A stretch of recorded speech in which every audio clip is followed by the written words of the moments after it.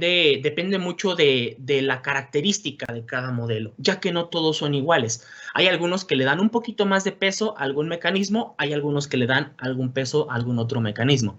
Hay modelos que son ideales para un comportamiento en específico y algunos para otro, ¿sale?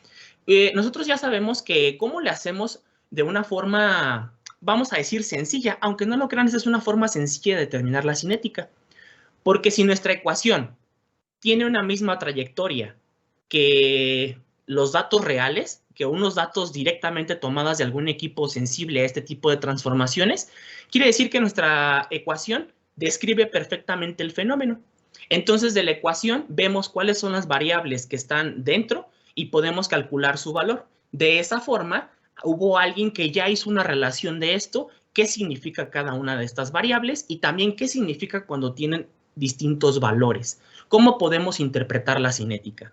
Entonces, si se fijan, el cálculo de la cinética es un cálculo de mucha apreciación realmente y también de qué tan buenos seamos en esta parte de los ajustes.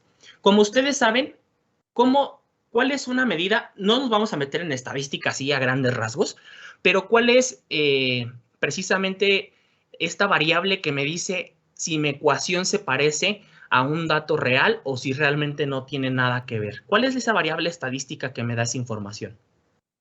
¿Alguien tiene idea?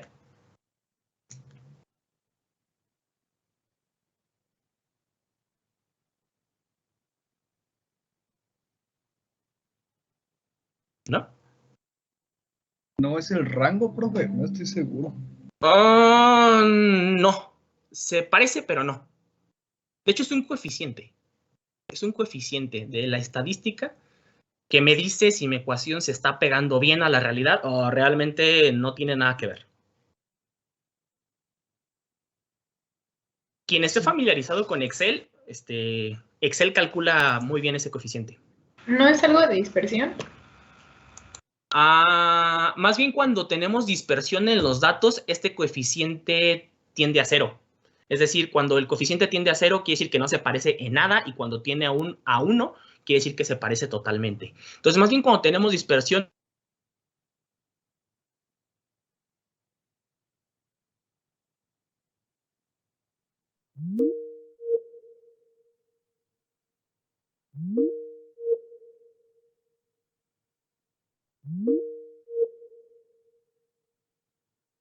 unos datos de estos corresponden a algún tipo de fenómeno como un error o inclusive hasta ruido del mismo equipo con el cual lo hayamos adquirido. Pero ese es un criterio ya muy personal de cada quien, obviamente sin hacer trampa, ¿no? Sin modificar los datos. ¿Qué otra cosa se les ocurre?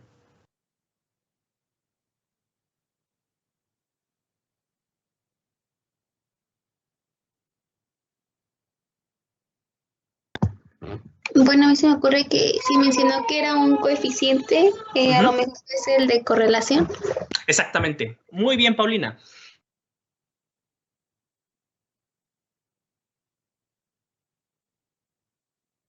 Al cuadrado. Este coeficiente, como dije anteriormente, siempre viene dado por una ecuación que describe una trayectoria. Si este coeficiente tiende a 0, quiere decir que para nada se parece nuestra ecuación o para nada describe esa ecuación al fenómeno real. Si este coeficiente tiende a 1, quiere decir que efectivamente esa ecuación puede describir nuestro fenómeno. ¿Realmente cuál criterio se toma y qué tanto se debe parecer? Pues bueno, hay inclusive artículos que se publican con coeficientes de 0. Inclusive he visto unos de 0.84. Esto en términos percentiles quiere decir que ese modelo describe el 84% de la transformación. Trae un error bastante alto. Específicamente, si quieren ser muy quisquillosos, yo he visto coeficientes de correlación hasta de 0.9999. Eso quiere decir que la ecuación prácticamente describe el fenómeno. Y que aún así hay que entender que la ecuación es un promedio, ni siquiera es tan exacta, pero bueno, aún así, pues bueno, vamos a decir ahorita, vamos a pensar que sí lo es. Entonces, sí, efectivamente, el coeficiente de correlación al cuadrado, inclusive cuando ustedes trazan una gráfica en Excel, le dan clic secundario y le dicen, quiero una línea de tendencia, y luego se van a las opciones del menú, y ahí van a ver que les dice presentar la ecuación del gráfico y presentar el coeficiente de correlación. Entonces ahí saben si la línea que está trazando Excel se parece al comportamiento que ustedes tienen, y si no, comienzan a variar la función gobernante. Ya sea si tiene varias curvas, pues obviamente se recomienda una polinómica. Si va ascendente, se recomienda una exponencial. Si es lineal, pues obviamente con la ecuación de la recta basta. Entonces, pues bueno, depende qué tipo de comportamiento queramos describir. Como ya vieron anteriormente, las transformaciones de fase suelen tener un comportamiento sigmoide. Entonces, estas ecuaciones que ustedes están viendo aquí, estas 5 que están, describen ese comportamiento. Creo que algunas de ellas les van a sonar. Por orden cronológico, la más antigua es Austin-Rickett. Austin-Rickett me parece que es desde 1932, más o menos a principios de los años 30.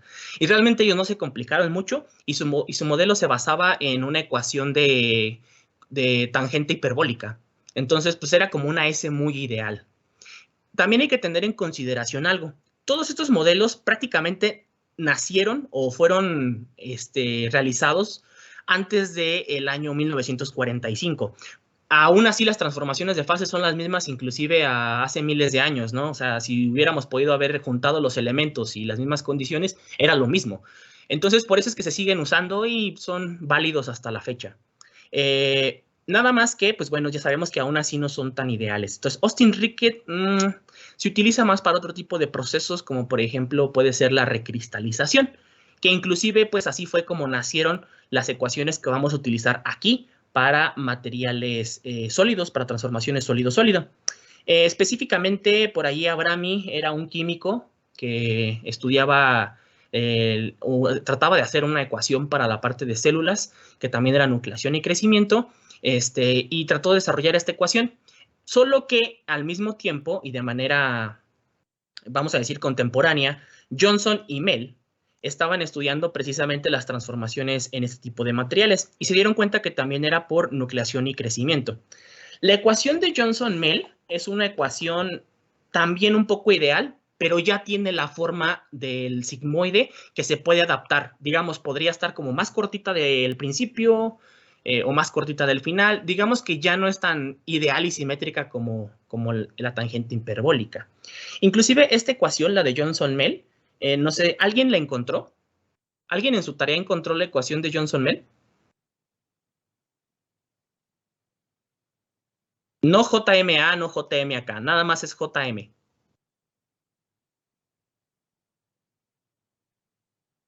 Es que no es tan común. Si las otras no son tan comunes, o bueno, sí son comunes, pero esta es menos común. ¿Alguien la encontró? No. Bueno, esta ecuación me dice que yo puedo calcular la fracción, acuérdense, X es el grado de transformación, lo vamos a sustituir por X. Es igual a 1 menos el exponencial, y aquí es donde viene la ecuación que precisamente me da ese comportamiento sigmoide, de menos pi tercios, de menos pi tercios por I, por G al cubo, por T a la cuarta. Es esa. Y aquí van a ver ustedes que si bien está más avanzada que esta ecuación de aquí abajo, de simplemente con una función trigonométrica, es más avanzado que eso, pero aún así también está medio ideal, porque no sé si lo alcanzan a notar qué significa este pi tercios y que esto esté al cubo. ¿Alguien puede ver qué significa eso dentro de la ecuación? Aunque no conozca la ecuación. Si saben de ecuaciones que se utilizan para geometría inclusive, pueden darse cuenta de qué es lo que está representando ahí. ¿Alguien tiene idea?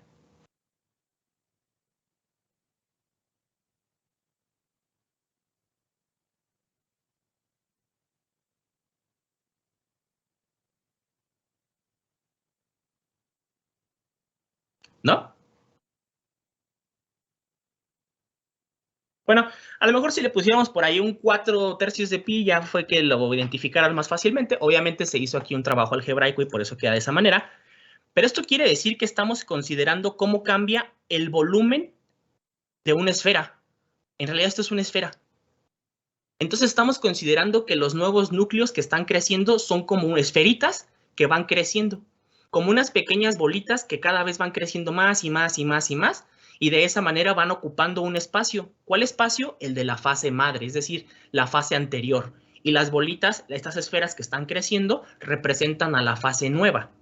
Aún así, pues ya se imaginarán que pues, los materiales no son esferitas que están creciendo, ¿verdad? Es por eso que aún así se considera que pues sí, ya es un avance respecto a la primera, pero aún así está bastante ideal.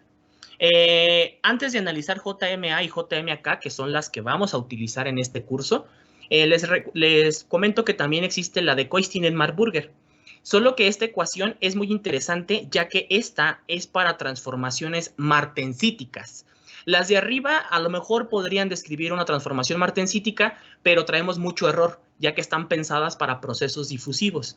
Y Koistinen-Marburger, a pesar de que parte de un modelo difusivo, incluye la temperatura de martensita, que es precisamente la que va a hacer que se describa esta transformación. Aún así, también muy ideal, pero bueno, nos ayuda a calcular la fracción. Esta ecuación es, déjenme acuerdo, es la fracción de 1 menos el exponencial, y aquí es donde le ponen un factor, que creo que este factor, sí, este factor depende del material, que es alfa. Depende de qué material estén analizando, alfa tiene distintos valores. Inclusive hay una tabla, ellos publicaron en una tabla qué valores se le pueden poner aquí, dependiendo del material que estén analizando. Y esto multiplica a la temperatura MS menos la temperatura de transformación que ustedes, a la cual están realizando el cálculo. Entonces, ese es Koistinen-Marburger. Está ya más avanzada, sí, es más nueva, creo que es, bueno, entre comillas, ¿no? Es como del 57. Y bueno, las otras dos que tenemos arriba son con las que vamos a estar trabajando ahorita. Me parece que la mayoría sí encontró estas, sobre todo esta, JMAK es la que todo mundo tiene, ¿no? Y déjenme decirles que hay una diferencia. Sí, no son las mismas y precisamente hay una diferencia. Entonces, ¿esto queda claro? ¿O tienen alguna duda?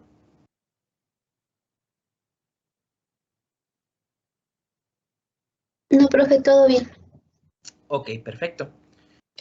Bueno, voy a pasar ahora a explicar precisamente estas dos ecuaciones. Y de aquí es que me interesa que se comiencen a familiarizar con ellas. Se supone que ustedes ya de la tarea pues la leyeron, tuvieron que haberla leído, en teoría, entonces ya más o menos saben de qué vamos a hablar. Y para esto es que precisamente por lo general se van a utilizar estas ecuaciones. ¿Cuál es la diferencia entre JMA y JMAK? Van a decir que la K, sí, ya sé, pero en realidad JMAK se llama por Johnson, Mel, Abrami y Kolmogorov. Entonces, precisamente, a través de la modificación de estas 4 personas es que llevan sus iniciales el modelo cinético. ¿Sale? Entonces, ¿cuál es la diferencia? Realmente, este matemático, Kolmogorov, él nada más vino a dar un arreglo a la ecuación. Y prácticamente él ya tenía algunas ecuaciones de ese tipo, entonces, pues, acopló, ¿no? En función a lo que él tenía. Y también es contemporáneo a los otros. Esta ecuación que ustedes están viendo aquí en su pantalla, esta que estoy señalando ahorita con la flechita morada, esta es JMAK. Y existe JMA nada más. ¿Cuál es la diferencia? También es X, o sea, también estamos calculando la fracción, también es 1, también es menos el exponencial. Hasta ahí vamos igual. Y lo que está dentro también es menos K, solo que aquí viene la diferencia. Es menos K a la N por T a la N. Prácticamente es la misma ecuación, solo que en JMA, que fue la que puse en morado, tiene el exponente N también afectando directamente a la K. Arriba la está afectando pues porque directamente tiene una repercusión en el tiempo, en T, y bueno, es un producto, ¿no? Pero abajo, aparte de que es un producto de estas dos variables, también obviamente tiene una repercusión directa. Entonces, esa es la diferencia. Ahora, chicos, fíjense que en realidad, ¿se acuerdan que les dije que esta ecuación, pues era una ecuación promedio, era una ecuación que nos ayuda a darnos cuenta más o menos, a grandes rasgos, cómo se da la cinética de transformaciones? Bueno, esto se puede complicar un poquito más. ¿Por qué? Porque en realidad nosotros tenemos algunos parámetros importantes, fíjense. Los parámetros realmente cinéticos o lo que se consideran como parámetros cinéticos son los siguientes. El primero es K. K me dice que es la energía necesaria para poder formar núcleos de la fase en formación. Es como una barrera energética que necesitamos romper para que comience precisamente en la nucleación. En otras palabras, si razonamos un poquito esto, también K es una rapidez de transformación, porque entre más alta sea, más rápido se vence esta barrera, más rápido se forma el núcleo, por lo tanto, más rápido avanza la transformación. Entonces, fíjense cómo indirectamente muchos autores lo manejan de esa manera, como que tiene que ver con la rapidez de transformación. Específicamente es esto, la energía necesaria para formar núcleos de la nueva fase, de la fase que se está formando. ¿Sale? Bueno, y el otro parámetro importante es N. N me va a indicar la geometría de sitios de nucleación. Ahorita voy a explicar en un esquema cómo es esto de la geometría. O sea, realmente a qué se refiere con la geometría de nucleación. Y al mismo tiempo también, al igual que el anterior, solo que esta es una rapidez no de transformación. Bueno, sí, indirectamente, pero de nucleación. Ya que N también me dice si la nucleación va, por ejemplo, en incremento, quiere decir que al principio, por ejemplo, salen un núcleo, y luego 5, y luego 100, y luego 1000, y luego 10,000, y luego 1,000,000. O sea, si se fijan, va como en incremento. O puede ir en decremento, que en un instante prácticamente cero de tiempo salgan 1,000,000 de granos, y luego después salgan 1000, y luego después salgan 10, y luego ya nada más 1. Ahí va en decremento. Entonces se dice que no contribuye tanto a la rapidez. O puede permanecer constante, que desde un inicio salga el 1,000,000 de núcleos y ya, así se va a ir. No hay más, no hay menos. Siempre se va a ir con 1,000,000 y a ver cómo se completa la transformación. Entonces, por eso N también se dice que es una medida de rapidez de nucleación. Ahorita voy a ver la parte de la geometría, que también son algunas pues, cuestiones didácticas que se hacen acerca de esto. Espero no se estén perdiendo. Aún así, si quieren que repita algo, con todo gusto lo hago. En verdad, pregúntenme o háganmelo saber. No quiero que se atrasen porque esto es importantísimo para donde vamos. ¿Sale? Al que sea una palabra, por muy básica que sea, acuérdense que yo no tengo ningún problema en volvérselos a explicar. O si no lo hemos visto aquí, pues se los explico y ya. No pasa nada. La idea es que vayamos en el mismo canal, estemos en la misma sintonía. Fíjense, entonces, que K también, en realidad se dice que esta K se puede discretizar, es decir, nosotros podemos todavía como que expandir K, ya que K es precisamente una ecuación por sí sola. Por ejemplo, nosotros K lo podemos calcular a partir de la siguiente relación. K es igual a menos K0, valga la redundancia, realmente K0 es un factor preexponencial. Y depende del tipo de transformación, se le da un valor. Pero inclusive hasta se puede resolver por métodos numéricos. Entonces ustedes le dan, por ejemplo, 1 y ya por iteración irá cambiando de acuerdo a cómo se vaya ajustando. Más o menos ese es el método de resolución de este tipo de ecuaciones. Esa es la ventaja cuando lo hacemos de forma experimental. Van a ver que cuando lo hagamos teóricamente, esto se complica un poquito. Entonces, bueno, es menos K0 menos el exponencial. A ver, permítame. No, es así, disculpen. Este no es exponencial, estaba copiando de arriba. Así, que multiplica a menos n por q. Esa es una q, si tienen mucha imaginación, sobre rt. ¿Alguien sabe cómo se le llama a este tipo de ecuación? Es muy común en termodinámica.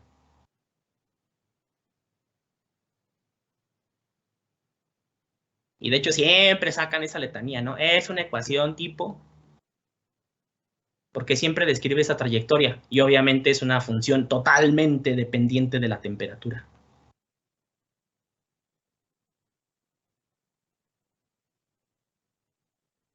¿No? Van a ver que sí. A esta ecuación se le llama que es una ecuación del tipo Arrhenius. Y tiene total lógica. Fíjense que la ecuación tipo Arrhenius nos dice que dentro de K, inclusive también tenemos a N. Aquí está N. ¿Qué significa Q? De sus clases de química. ¿Qué creen que signifique Q? Q mayúscula. Creo que es la energía. Energía. Exactamente, energía de activación. Muy bien. Y abajo tenemos RT. ¿Qué es R y qué es T? De temperatura R, pues constante del gas ideal, ¿no? Exactamente. La constante universal de los gases. Entonces ahí está R y T. Ahora, si esta acá mejor la ponemos en estos términos, se escribe la ecuación de esta manera, así como la que ustedes están viendo aquí a la derecha. Entonces, de aquí podemos decir lo siguiente, que Q, como dijimos anteriormente, es la energía de activación. Esto es la energía mínima necesaria para que inicie la reacción. Eso significa energía de activación. Entonces, en resumen, vamos a decir que tenemos 3 parámetros que condicionan la cinética o que me dicen cómo se da la cinética de transformación. Es K, es N y es Q. Esos son los 3 parámetros cinéticos. De esos depende la cinética y son los que queremos calcular de estas ecuaciones. ¿Sale? Apréndanse eso, son esos 3. Y de hecho hasta se los puse como convenientemente así en rojo para que... Aquí voy a borrar todo esto. Ahí está. Son esos 3. Como dice aquí también, estos parámetros se pueden obtener de manera teórica o empírica. Da lo mismo, tenemos que llegar a un resultado de ellos y es la interpretación que le vayamos a dar. Precisamente, depende cómo lo veamos, es como vamos a decir, mira, la nucleación se va a dar en esta parte tan puntual del volumen de la fase madre, ¿no? Además, me dice que estas condiciones favorecen a que se lleve a cabo más rápida respecto a esta otra. Asimismo, también me dice que es una transformación muy puntual, que se va a dar exactamente en un sitio preferencial. Vamos a ver precisamente cuáles son los valores que puede tener y cómo se obtienen. Y posteriormente vamos a pasar a calcular precisamente estos valores. Para no quedarme a medias en la explicación, ¿por qué? Porque más adelante viene precisamente lo de por qué es lo de la geometría y luego algunas restricciones de los modelos. Pero bueno, la verdad es que no me gusta tanto aturdirlos con información, aún así ya sabrán que la cinética es demasiado teórica, entonces por eso a veces trato como de hacer alguna ejemplificación distinta para que, pues bueno, no se vea como que tanta letra. Si realmente ustedes leen esto de artículos o de libros, híjole, está bien pesado, es muchísima información. Aún así les voy a dar algunos para que ustedes, por su parte, si gustan, también pueden ir leyendo para que, bueno, estemos también como más en sintonía. Entonces, bueno, chicos, antes de finalizar la clase, ¿hay alguien que se haya quedado por ahí con alguna duda y que no haya querido como interrumpir?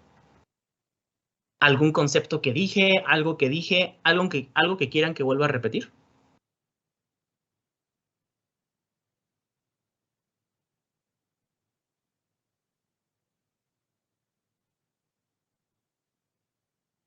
¿No? No, No, profesor. profe, todo muy bien. Ok, perfecto. Entonces, bueno, antes de finalizar la clase, chicos, me gustaría nada más, entonces yo sí tengo una pregunta para ustedes. Hay algo aquí que siempre estuvimos hablando y que decimos constantemente y que yo no en ningún momento quiero pensar que pues ustedes conocen la respuesta, por eso no me dijeron. Pero, ¿alguien sabe por qué estas fases que pusimos acá, que son fases específicamente de aleaciones ferrosas, específicamente de aceros, ¿por qué tienen esos nombres? Supongo que eso ya lo saben. ¿Por qué austenita? ¿Por qué martencita? ¿Por qué vainita? ¿Por qué perlita? ¿Por qué ferrita?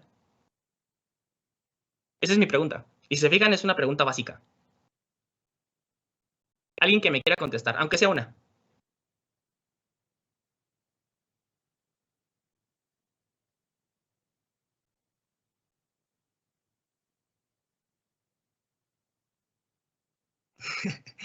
¿No?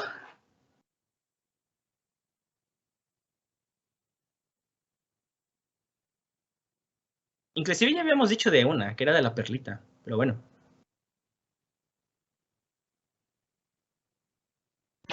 La ferrita porque tiene la apariencia de una perla. La perlita, ajá, efectivamente. La perlita, de hecho, en inglés es perlite, que está compuesto por pearl, que es perla. Entonces, sí, efectivamente, se dice que cuando hacemos un ataque químico y lo observamos a través del microscopio, tiene una iridiscencia que se ve muy similar a la de una perla. Entonces, a alguien se le ocurrió que, pues, por eso, ¿no? Entonces, por eso se llama perlita. Sí está, no sé, tiene mucha imaginación. Pero bueno, por eso se llama perlita. Ferrita, ¿por qué?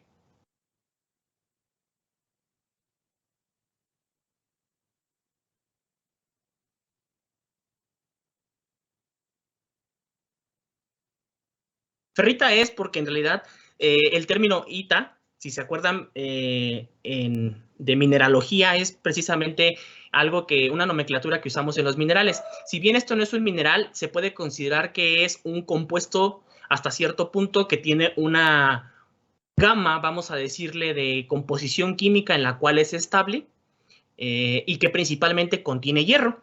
Y precisamente por este elemento, como ustedes saben, de la tabla periódica, que es Fe, viene del latín. Todos los símbolos de la tabla periódica en realidad son abreviaciones de su palabra en latín. Entonces, la del hierro no es la excepción y viene de la palabra ferrum. Entonces, de ahí es que viene ferrita, porque pues en su mayoría va a ser de este elemento. Vainita, esa a lo mejor es un poquito más complicada, esa es por quien la descubrió. Precisamente vamos a estudiar esos trabajos de un científico que se llamaba Edgar Bain. Su apellido era Bain. Entonces, de ahí es vainita, de Bain. Fue por él, era de Estados Unidos. La martensita fue porque la descubrió precisamente, o sus estudios principales fueron de un metalúrgico alemán de nombre Adolf Martens. Entonces, de su apellido Martens es martensita. Y finalmente, la austenita es por los estudios que también realizó William Roberts Austen, que él era inglés. Inclusive eso fue a principios de siglo. Y él precisamente, al determinar que existía esta fase, fue que se bautizó con su apellido Austens por austenita. Entonces, ahí está la respuesta. Por eso se llaman así esas fases. Entonces, bueno, chicos, ¿tienen alguna otra cosa que agregar antes de finalizar la clase?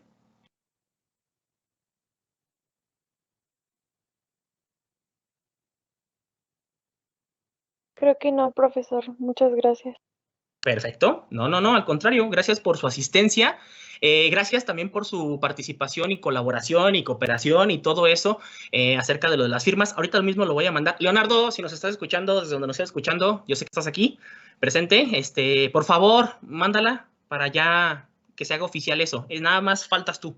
Entonces, por favor, te lo encargo muchísimo. Mandé, profe. Ah, ok, perfecto. Muchas gracias. Es que no había revisado, pues estábamos en clase. Muchas gracias, Leonardo. Sí, y bueno, ya nada más les deseo que tengan un excelente inicio de semana. Cuídense muchísimo y nos estaremos escuchando el día de mañana. Hasta luego, chicos. Chao, profe. Hasta mañana. Nos vemos.